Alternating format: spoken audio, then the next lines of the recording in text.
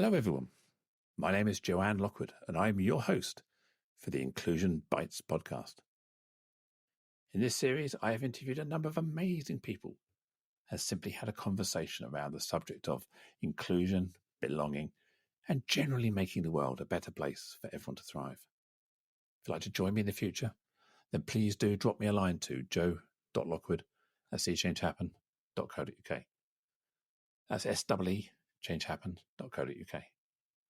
You can catch up with all of the previous shows on iTunes, Spotify, and the usual places.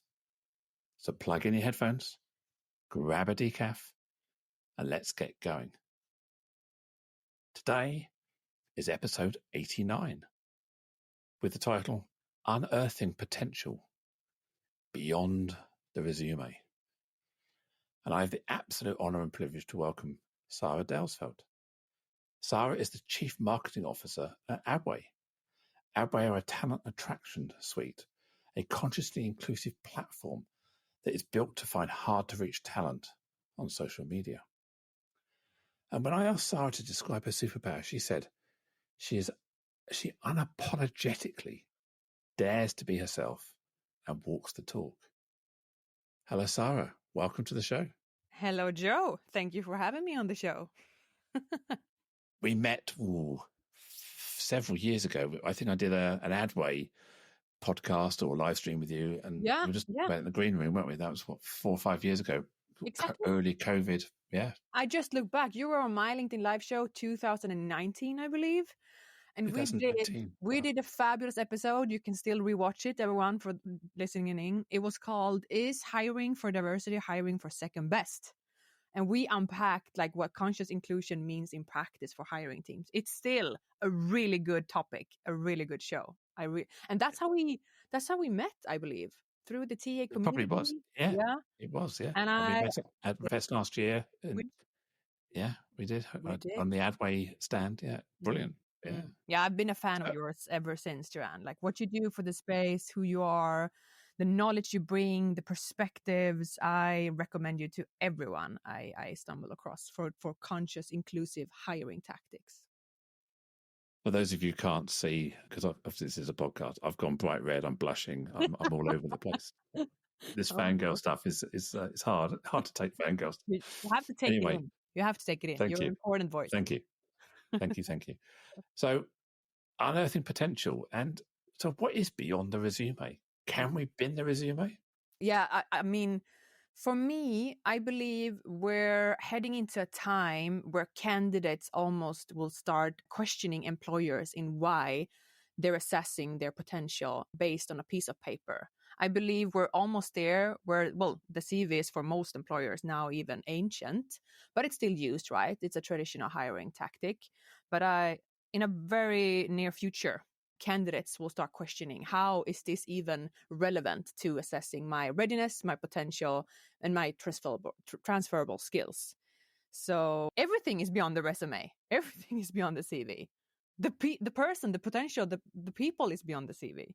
So it's just an easy way for employers to weed out what's not relevant to them. And it holds a lot of bias into the process. Don't you find that many traditional hiring managers, employers, they've got this kind of they're scared, aren't they? They start twitching if you say, well, you can't have a CV. And they're going, well, how can I find out about people if I don't have their CV? Minds are blown. I'm here to tell you, like, there's never been a time where there's more tools, more tech, more solutions, more everything to assess potential as early as possible in the hiring funnel. And for me, Joanne, it all comes down to, if you're not consciously including, you are most likely unconsciously excluding. That's definitely one of my sayings. I've used that. So exactly. Yeah, that's so true. But there's so very few people building that in to their talent attraction or talent acquisition strategy or hiring strategy. It's still just a saying. It's a good quote on the fridge, but we're here to say you have to consciously build it in to your tech stack or your strategy or anything in order when you go to find talents. It has to be built in. Otherwise, you are most likely excluding. Are organizations, let's use a sporting analogy, are they match fit for hiring? Because I see people talking about diverse hiring, inclusive hiring, whatever buzzword they want to use to make them Right. sound kind of contemporary and on the mark. Mm. But I always wonder if the candidate experience and the employee experience they're selling is reality or a dream or vapor. Right. Absolutely. It's most likely buzzwords, right? We have to start somewhere. I believe everything starts with buzzwords. But I mean, we have like the knowledge, anything to our at our fingertips. We can't just rely on buzzwords or quotes anymore. We have to start acting. And as beautiful as our TA community is, we're good at talking. That's where I sort of, introduced myself with I walk the talk. So why we built that way 5 years ago was to make sure that there are tools harnessing all the potential in diversity on social media, because there's over 5 billion people. Like every person under the sun is on social media potentially, and there's ways where you have to work in order to keep up with the policies on SoMe to actively include and not target anyone on gender or age or ethnicity or all these factors that might come from an idea from a hiring manager, right? So we built that way to have an automated suite powered by AI to really go out and find potential on social media and make sure the candidate experience is walking the talk in terms of, as the best shopping experience you've ever had online, designing your dream car or just ordering your foods for the grocery store or whatever piece of clothing you might order. That, but better, more sophisticated, more personalized, should be your hiring experience as well. So that's the reason why we did it. And so far, the most innovative and most thought-provoking and forward TA teams are using these kind of tools because they know if they're not consciously include, they are excluding in somewhere in the journey. And I believe, well, I say 90% of your hiring success is determined at the first 10% of the journey. So what you do in the first process, when you go broad, when you go to find your audience and you start nudging and attracting and building this storytelling experience for them, that's where you can improve for potential and diversity in the very first steps. And then, yes, there should be automated assessments, right? There should be automated testing. There should be all these features that helps both the hiring teams and the candidate experience, right? So why I'm on the podcast, Joe, is this is such a, it's everything that we do. It's everything that I believe in. And for myself, I know we touched upon where I shared I have a 1 year long gap in my CV or resume from a trauma, a really, really troubling trauma where I had to be off work, right? And these traditional hiring methods would never hire me. And here I am, the CMO of my dream company that we started 5 years ago. I would never have been hired if I were to be judged by a recruiter from my cover letter, because it's not saying anything about my readiness or my potential or what I bring to the table in terms of transferable skills, etc. So to answer your question, what's behind the resume? Everything. Potential. So we know the talent attraction part of the story starts way before we go to market with a campaign. These if you're not in TA, you're not in recruitment, talent acquisition, EVP, employer branding, all this value proposition stuff, all around the recruitment marketing element. It's got to start way before and be that authentic thread through the organization. So I often find that organizations are trying to jump to the hiring phase without doing the heavy lift on the absolutely. But on the contrary, a lot of teams, they stay stuck and paralyzed in the work of the EVP or the career page or the value proposition or the communication, versus not a lot of people have the distribution, the actual strategy. How do you take your fabulous EVP to the phones, the hands of the most desired candidates that you want to approach? Not a lot of teams put the investment or the energy into the distribution of that. They just hope that people will find their EVP or find their employer branding. So even if you have the most inclusive, promise as an employer, how do you have the most inclusive and thought through strategy to go and approach them? And approaching means approaching mostly like passive candidates, hard to reach talents that most likely are already fully, employed, working, doing what they love. So you now have to have a strategy that's really built into providing your lovely EVP into the hands of their phones, where they spend over 3-4 hours a day scrolling through social media. And it has to be an experience that's built for that specific social media channels that they're in, all while being as inclusive as they wanted with their EVP. So you see, there's a lot of, like, as to your point, a lot of teams spend their time, figuring out the EVP. But the other part, they just jump straight into the hiring. And not a lot of companies spend the time on the distribution. How do we go to market? How do we make sure that we've opened the funnel for as many talents as possible? Because here's the facts. You need to go broad in order to attract diverse talent and the best talent. From there, volumes of candidates will still be relevant talents if you automate the assessment and the testing and everything screening based that you might have. But you can't say that you have an inclusive hiring if you just go to a selected network or a close group or your best friend or your male, friend. That usually happens. So that's why I really challenge TA teams to look into how do you go to market and stay consciously inclusive. So I'm just trying to piece together what you're saying here. So help me out. So are we talking about a broad spectrum of trying to build our candidate pool, our talent pipeline from a broad spectrum as possible around a broad demographic and skill set and everything else, and then being able to bring those into your funnel, your pipeline, and use automation to sift, pre-select on competency and capability and adaptability and change, all these kind of things. Yes. So the hiring team themselves are just getting a pre-sifted, diverse pool. Exactly that. You won't get to a pre-sifted, diverse, relevant pool if you don't open the funnel from the beginning. And opening the funnel is utilizing tech, because there's the heavy lifting, right? There's where automation really comes in. So what I'm saying is, there's no other platform in the world where over 5 billion people spend more time than they do on eating every day. The general user on social media spends social media almost they spend almost 2.5 hours a day. And that is increasing. Just check your settings, right? That is increasing.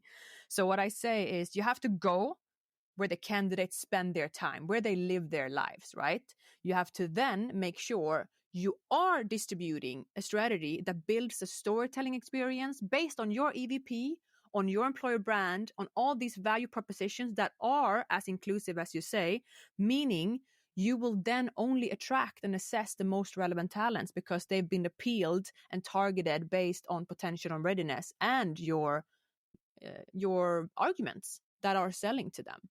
So there should, because there's always I love this discussion, but people always come back to it. It's I just want one great candidate, right? How with one great candidate would you know you've opened the pool for potential, for inclusion, for diversity?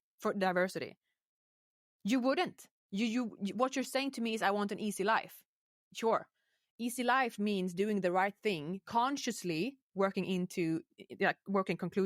inclusive strategies into your method, but utilizing the tech then to do the heavy lifting. So you sit then with the relevant social talent pools based on relevance, potential, readiness, and with the most diverse teams you could ever imagine. And from there, you could start assessing, right? So there's This is kind of like headhunting on a mega enormous scale. Yes.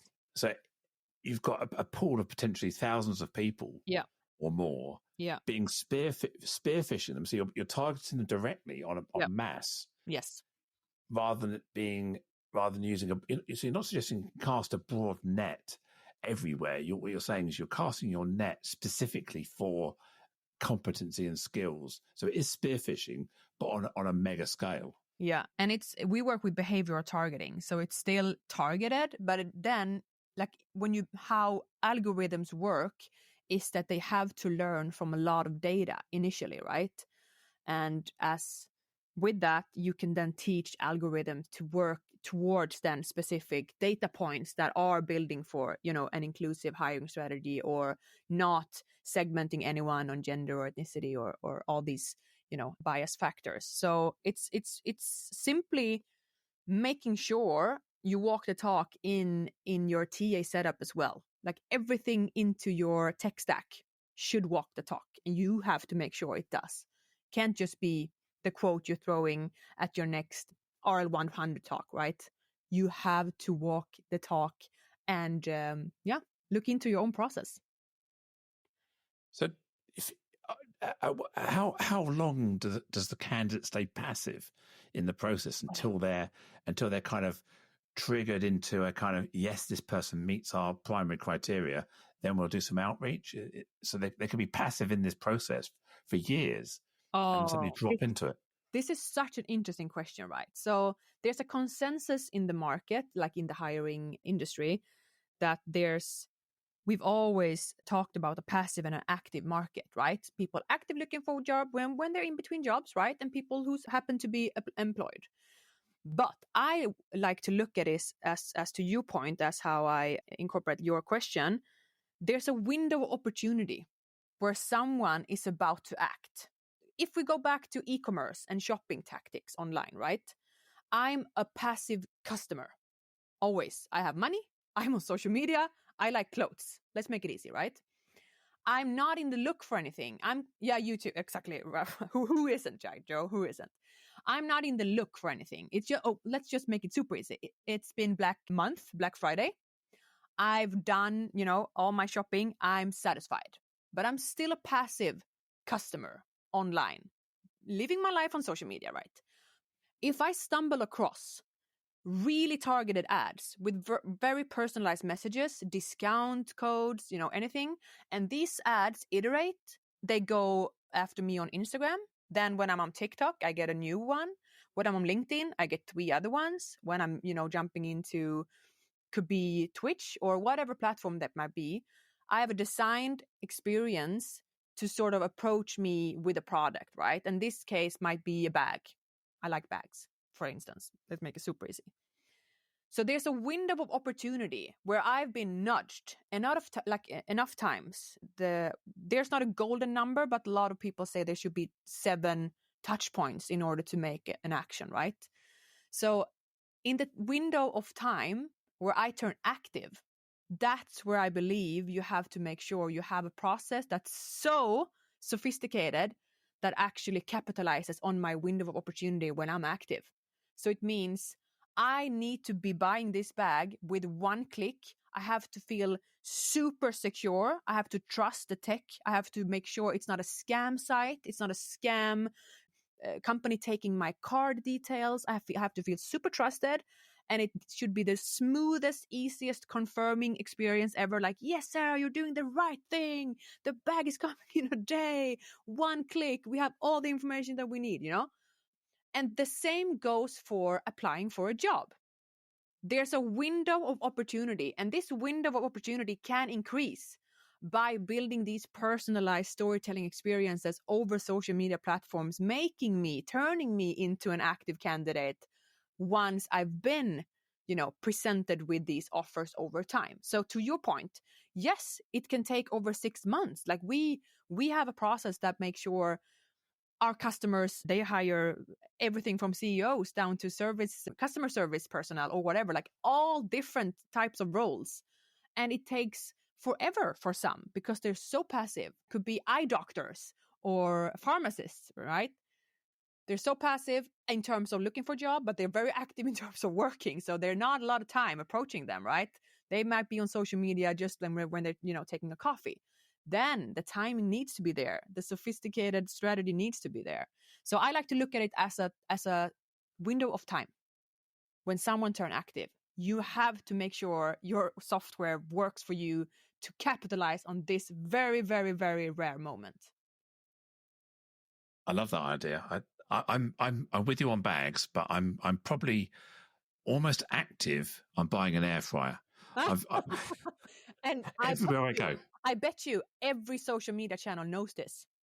They know. It does. You're 80% there.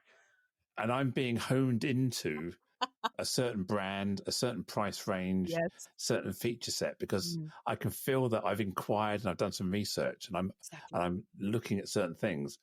So this is what you're saying, really, is it's building up a behavioral pattern of what has interested me, what hasn't interested me.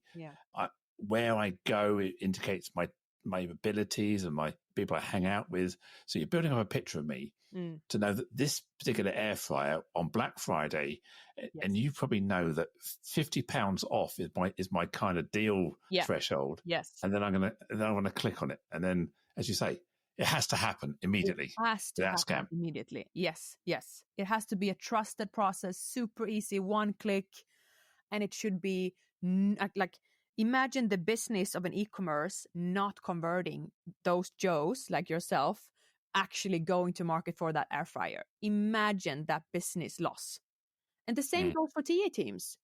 For instance, look at the spill happening on every career page today. Every TA team out there invest a lot of money in driving traffic to their career page. Nothing new, right? What do you think is the average conversion rate on a career page today? I guess it's pretty low because people are just window shopping, passively checking the market out.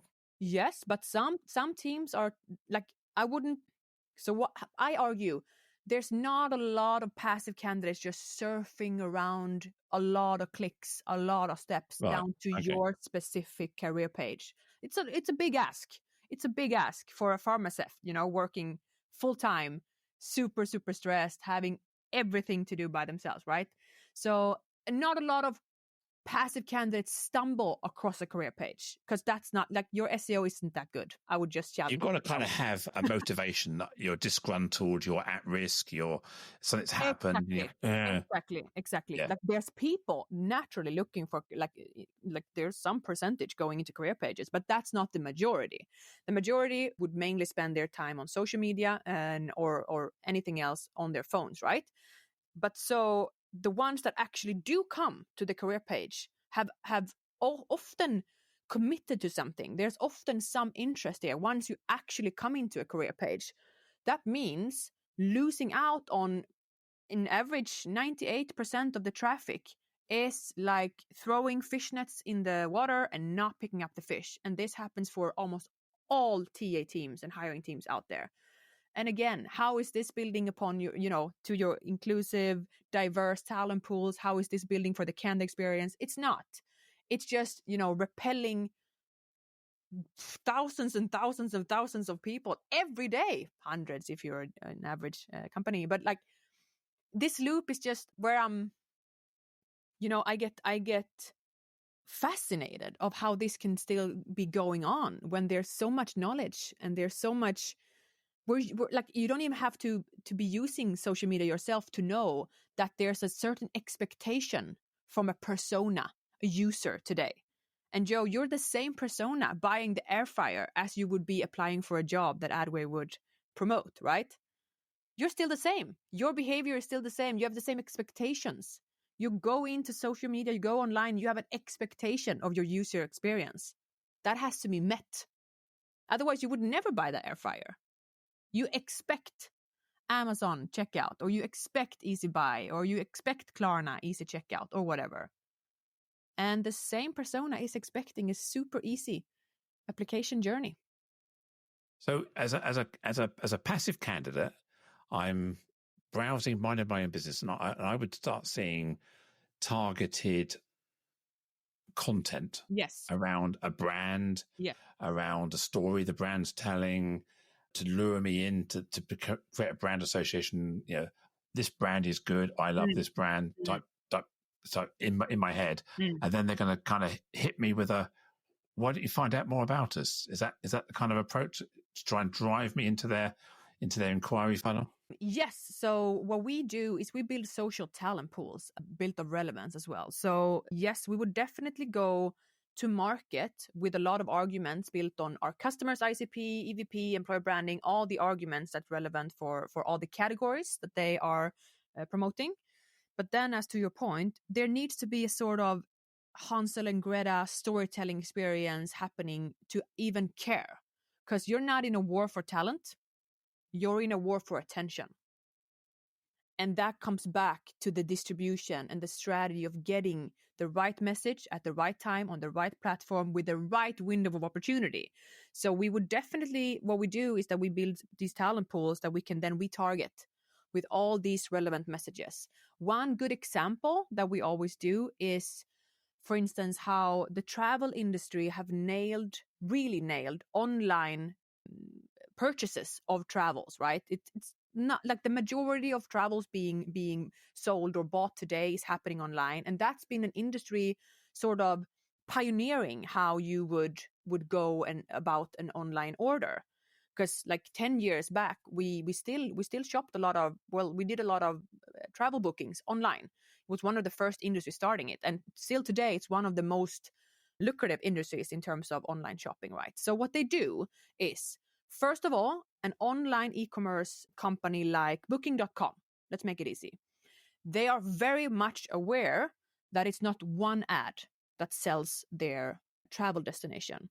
It's an experience. And it's an experience that has to have built-in social proof and trust in order for anyone to even care and put that much money behind it. Because it's, for instance, let's say we're going to the Maldives.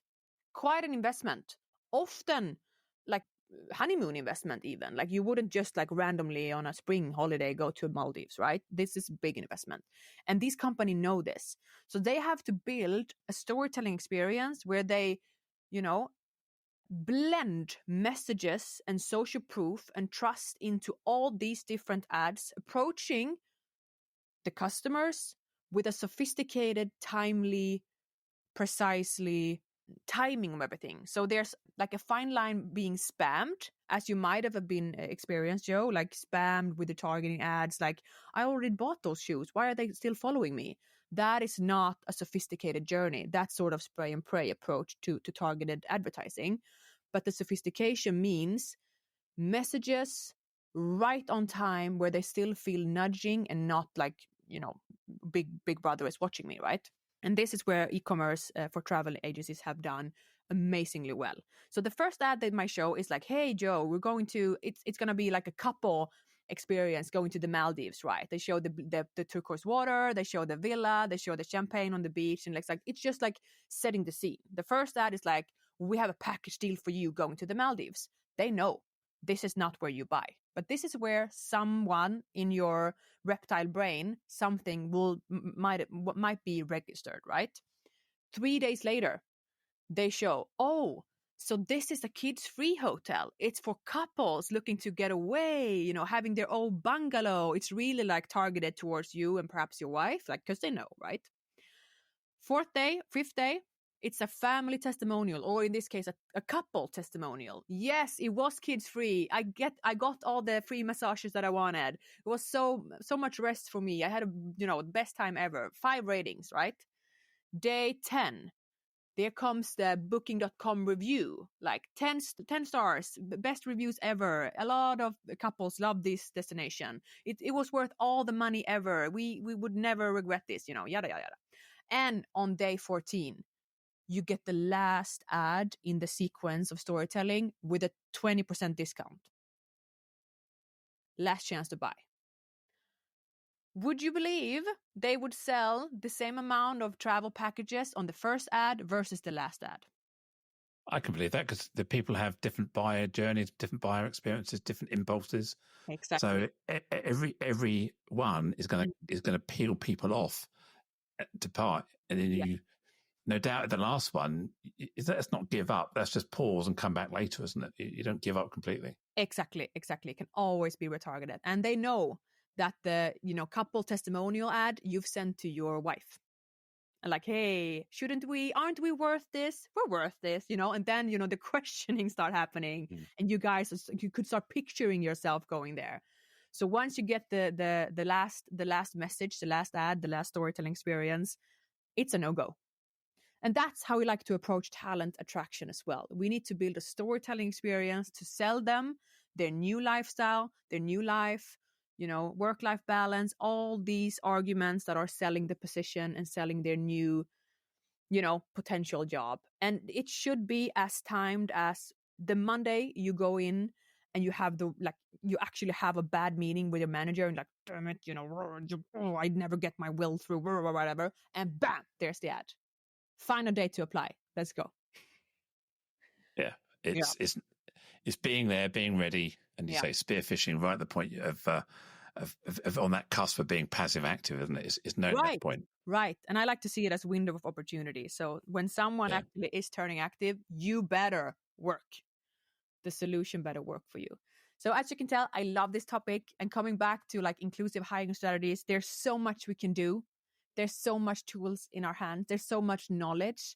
And there's never been a better case for conscious inclusion and, making sure you're hiring people who can bring their authentic selves to work. That is where we are. And at Adway, we've been inspired by so many of you guys, every advocate and profile educating the market. And we just believe we have the tech and solution to actually activate it and making it real and not just, keeping it as a good quote. We want to change how we work. We want to change and make sure we have the tools operating currently. So you're in the majority working with forward-thinking companies who kind of who've plugged into this, who get it. Yeah. There's still the rest of the world that is operating on a different modus operandi. Yeah. And you know as well as I do that the challenge is the cost per hire, the speed of hire, the experience, all those sort of things.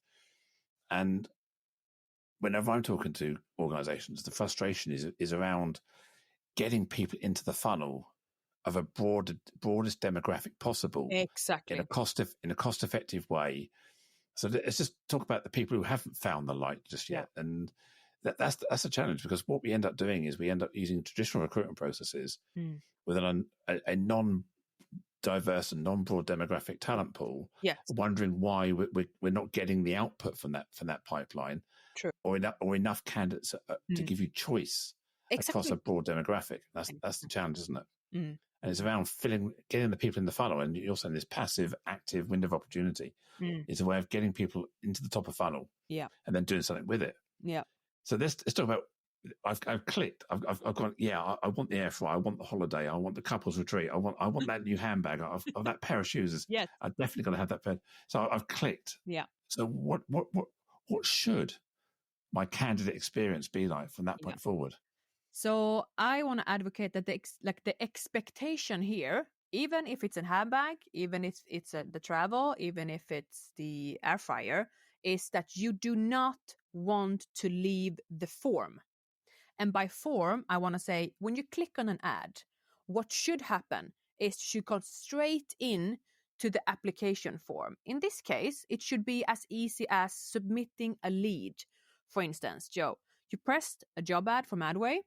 What should happen, and what does happen with our talent attraction suite, is you get a question like, would you like to register interest, or would you like to apply?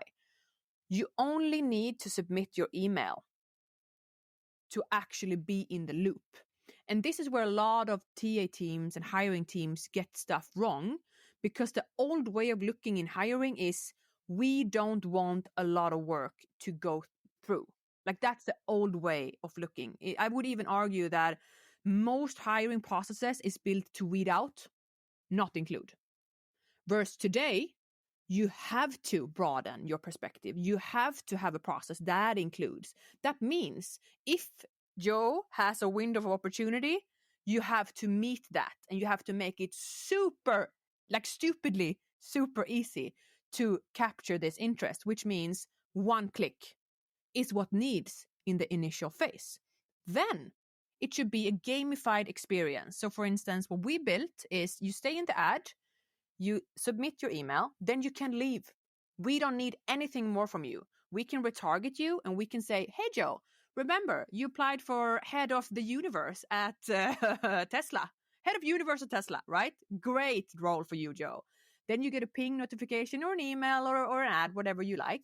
An SMS, a text, could be anything, saying, well, you've only submitted 20% of the information to become a great hire for Tesla. Would you like to just include 3 screening questions and then you're 100% done?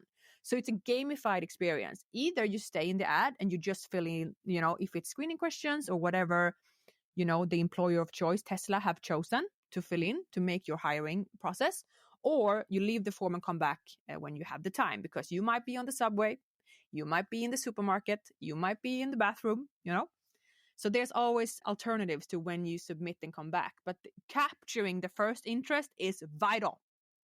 The first window of opportunity you have to capture. Then you can always push the candidate to update their profile. In this case, it's not a profile, but it's still an application for head of universe at Tesla. You don't have to create an account, but you can still be submitting your profile to the talent pool of this role, right? Or you stay in the form, you add your email, and you answer a few questions, making sure the most relevant information come through, right? We don't need postal code. We don't need that. We just need to make sure that you perhaps live in France, if this is the case for Tesla. It could, these factors are really built into the specific employer and the specific role, but I'm trying to say it in an example, right? So the experience should be one click. You should be in the ad. There should be no fluffy, 1 billion clicks through a form, which is not mobile assessed, or it's not built for mobile Friendly. Yeah. Should be no account created. Should be ideally not a single cover letter or CV uploaded either.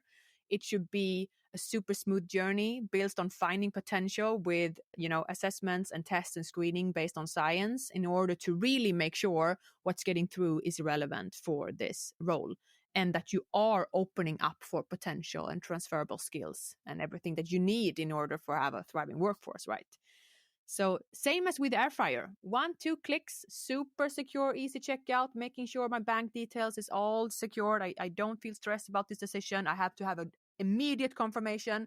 You did a great job, Joe. The air fryer is coming, or thank you so much for it. We have everything we need in order to process you further for head of universe Tesla. And that should be the canned experience. And you should then go continue with your life, keep scrolling Instagram, and go have dinner with your family. But we know that isn't the typical candidate experience in the world, is it? No. We know that's a very curated, very contemporary, forward-thinking way of dealing with things. But candidates generally have a very poor experience. I'm sure many people listening here have experienced the blunderbuss approach on LinkedIn, recruiters sending us are you interested in this? Are you interested in that? Or you look great for this role, picking something that you did 20 years ago as a keyword. That's still the candidate experience we've got out there. And it builds a lack of trust into the recruiting process, doesn't it? And I believe it's no blame on the recruiters, no blame on people just, trying, because they're so pressured. Like there's an insane amount of pressure on recruiters right now. They're supposed to be AI engineers, marketing experts, sales experts, like all these. There's so much pressure on them. But what I do want to challenge and what I like to discuss is, how come we're not valuing our candidates and building processes and experience just as we would with super valuable customers? Because it's the same. Imagine, again, an e-commerce or travel agency, treating their desired customers like most companies does with their candidates.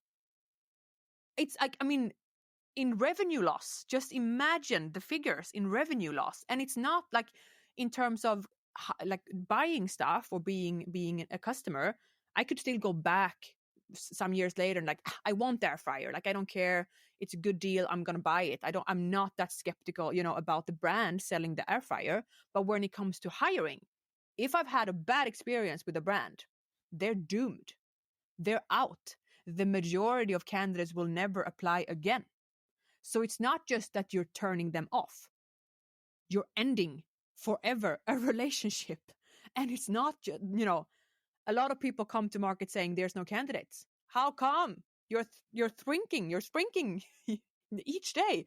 You're working against yourself. So I think the bigger question should be, Yes, of course, everyone should have the ideal candidate experience and everyone should work with the best tech out there. But still, you have to see and approach your candidates as valued customers, and you have to make sure that is the experience. Else, why are you in recruitment?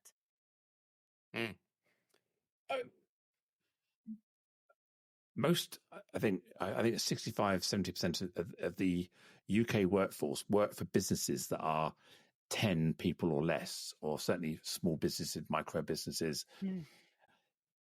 What we're talking about here is an enterprise. It's a corporate, large organization budget, I would guess. How do smaller organizations get into something like this?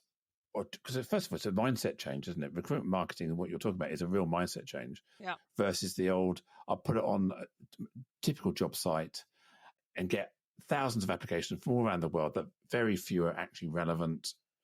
We latch on, the biases kick in, that person's name, that person's education. Oh, yeah.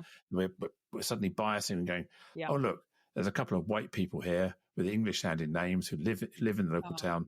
They'll be perfect. Yes. That's what goes on at the moment in the majority of the world, doesn't it? No, I always, I want to challenge, when it comes to investing in inclusive strategies or tech or platforms, it's like, what would it cost you to not get this diverse workforce into the company, right? So that's always the calculation. But yes, we work with companies that are hiring for very complex roles and volumes of roles. That's like mainly our target audience.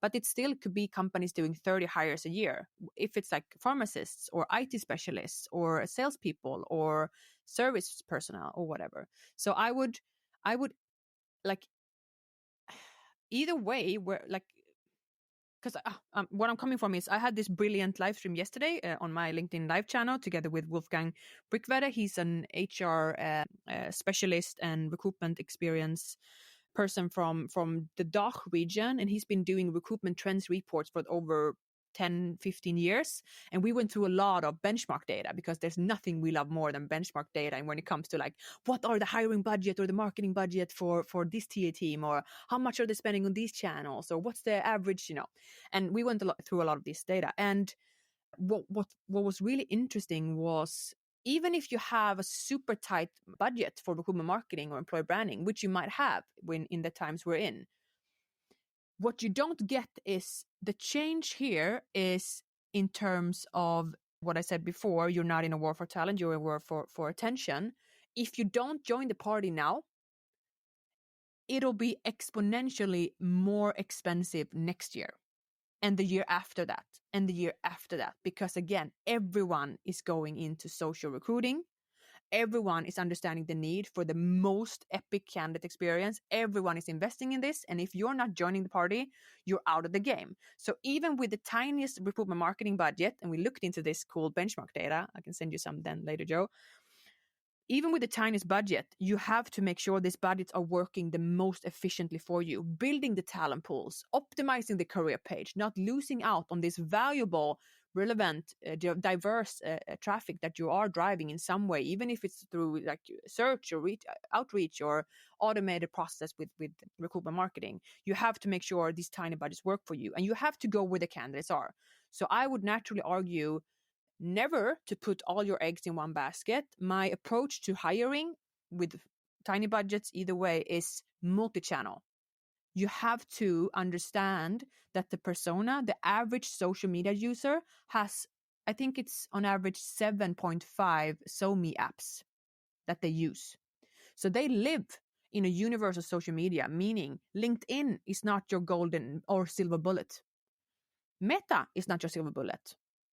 TikTok might not be a silver bullet, but there is several platforms where people are living. And if you build in a super smart tactic, you don't have to spend billions of dollars in building these candidate experiences. You just have to make sure that your EVP is not be left for everyone to experience, because who will type in www.mycareerpage.mycareerpage.mycareerpage? No one knows. And how would I even know that H&M is one of the biggest IT employers in the world? I think of H&M as clothing. I don't think of H&M as AI engineers. right? So I wouldn't type in a career page because I would think H&M is for clothing. There's all these differences in terms of mindset and how you have to approach shopping experience and online behavior into or incorporating that into talent attraction.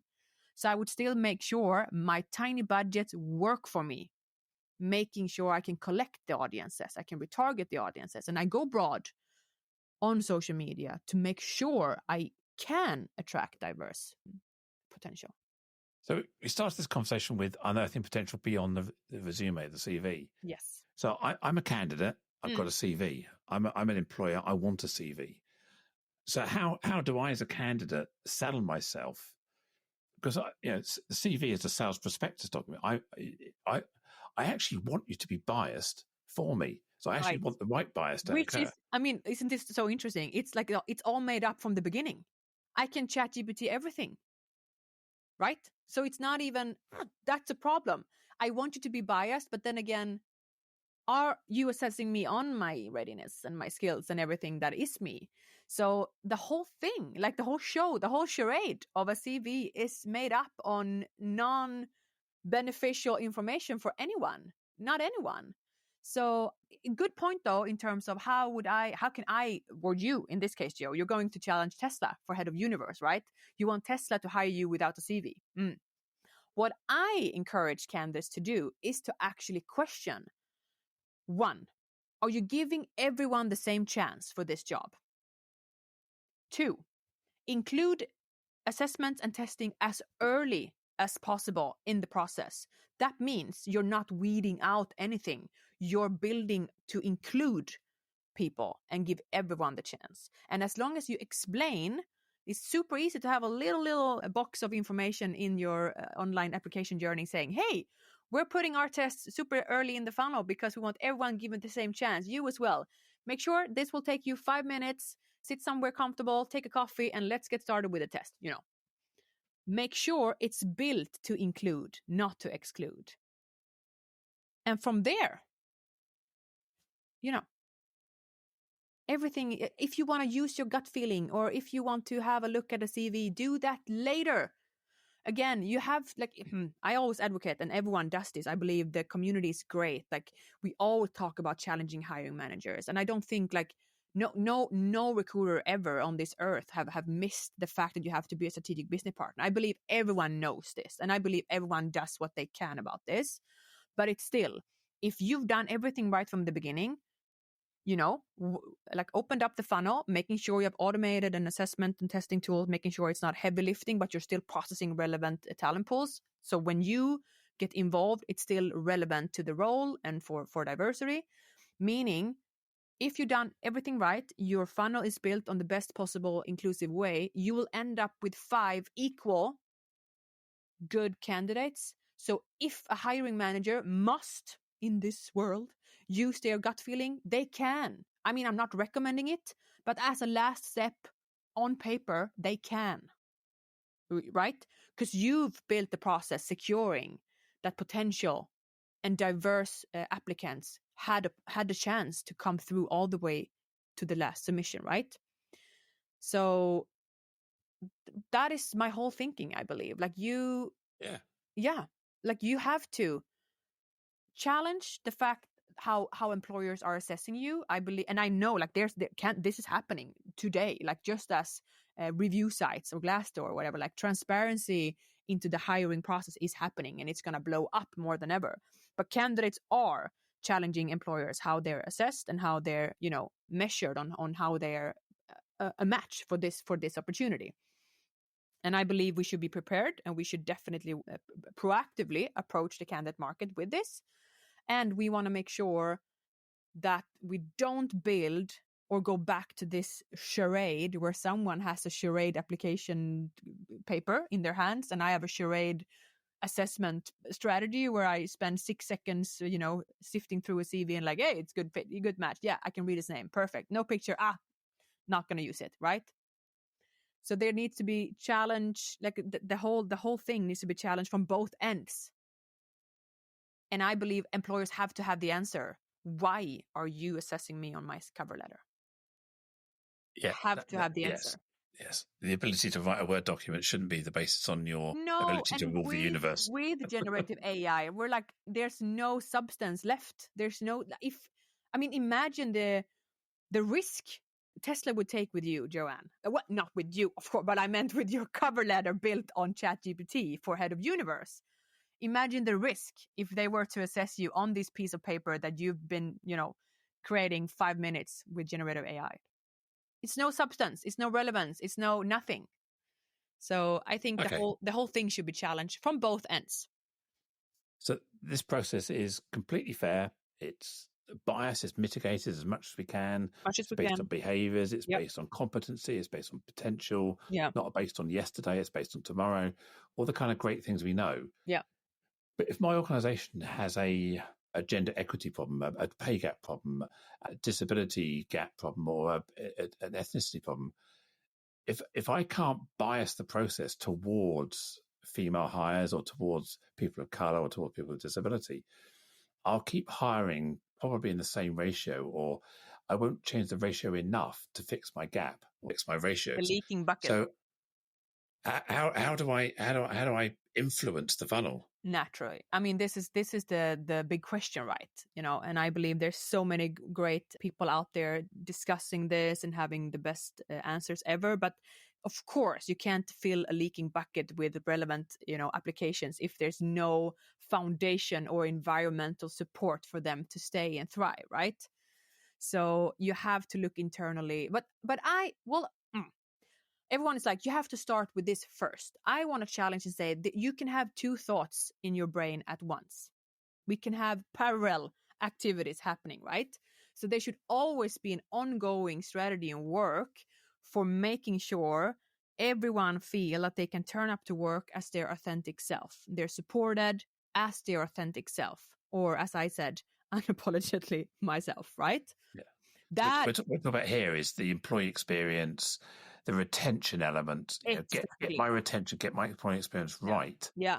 Primarily, then go to market. That's with the air fryer, Joe. What if I send you the shittiest old McDonald's frying super stinky thing to you and like, it's an air fryer, whatever. It doesn't matter if you had the best online experience, right? If the product, if the reality then is met with like a fraud, right? So obviously, you have to clean your house first, obviously. And you have to, where you, I believe, like what you're doing, Joanne, is making sure this is incorporated into like the business OKRs. It's not just a value proposition. It's not just a TA KPI. It's incorporated into our business KPIs. And this is ever ongoing. I mean, there could be you could have, in terms of seasons, you could have a season of great hiring and great thriving and people staying for long. But then all of a sudden, a whole department would quit because of XYZ. And you have no diverse representation at all because of XYZ. So this is ever ongoing. And no, naturally, you cannot build the best online experience for candidates if it's met with the worst offline experience. I mean, that's just a waste of everyone's time, money, and happiness. So I think what I'm hearing you saying is you've got to get yourself right. You've got to be able to look in the mirror. You're selling who you are, you're not selling something fake and inauthentic. No. You've got to be walking the talk, unapologetically yourselves as an organization. Yeah. But that still says, you've got a 70-30 gender ratio. In my mind, you've got to hire 2 women for every man. Otherwise, you're not fixing the problem, or the problem's getting worse. And that's a real challenge when we're looking at unbiased or debiased or anonymized recruitment processes. The ratio is likely to not change much. Exactly, and I the question of representation and. Well, because the outcome is not status quo, right? Our starting point is not equal. Our starting point was never 50-50 male, female gender equality, right? So we have to work from a starting point where, I don't know the figure, but if it's 70% men in organization and 30% women, that's our starting point. So then we have to have representation. And I believe boxing women and men in, or grouping, or all this stuff could be hurtful in the long run. But as a starting point, we have to have an active strategy in terms of making the foundation where we are equal. So naturally, we have to approach the fact that, yes, there's going to be a lack of diversity or gender diversity or all parts here. And we have that needs to be taken into acknowledgement when you build the process, and how you assess and how you, again, make sure you have the most diverse teams in your company. But there's also a danger in labeling, right? In hiring as well in the long run. But it's a very interesting question, and it's an important question. And I think as to point, the starting point was never equal to begin with. And that needs to be taken into consideration when you build your strategy.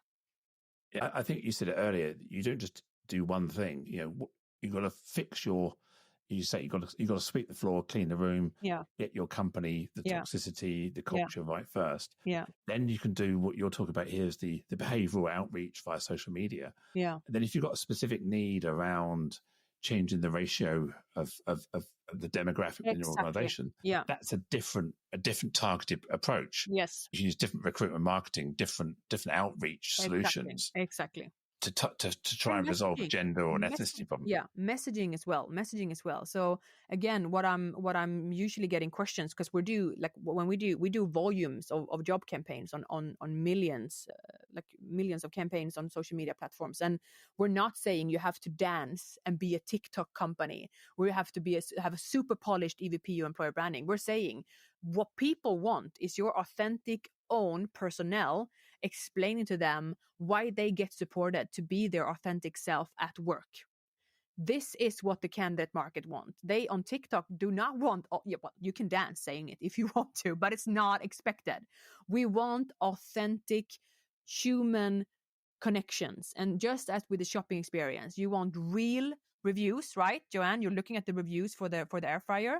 You want to make sure it's a verified buyer. You want to make sure it's a verified person. It's not getting paid to do the review. Same goes for candidate experience. You want to make sure, okay, Hassan has worked in this company for 4 years. He's the head of engineer. He's been thriving in the company. This is why he stays.